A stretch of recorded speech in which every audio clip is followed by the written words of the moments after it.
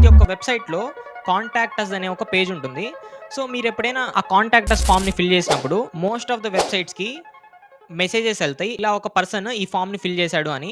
So, అది మనం ఎలా చేయాలి అని చెప్పి చూద్దాము. సో, అదే మనం N8Nలో కూడా చేయొచ్చు. ఎలా అంటే ఇదొక బేసిక్ ఫార్మ్ అనుకోండి. ఈ ఫార్మ్‌లో ఇదొక బేసిక్ వెబ్‌సైట్ అండ్ ఇక్కడ మనకొక కాంటాక్ట్ ఫార్మ్ ఉంది. ఈ ఫార్మ్‌ని మనం ఇక్కడ ఫిల్ చేసినప్పుడు ఆటోమేటిక్‌గా ఈ N8Nలో నేను ఏదైతే క్రియేట్ చేసిన వర్క్ ఫ్లో ఉందో, ఈ వర్క్ ఫ్లోకి అండ్ ఈ వెబ్‌సైట్‌కి నేను వెబ్ హుక్‌తో ఒక కనెక్షన్ ఇచ్చాను.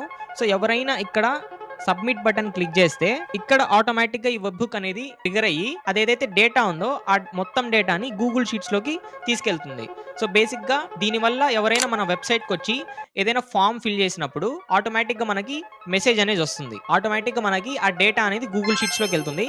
మనం కావాలంటే మన వాట్సాప్ కూడా ఆ మెసేజ్ పెట్టుకోవచ్చు ఆర్ మెయిల్ కూడా సెండ్ చేసుకోవచ్చు.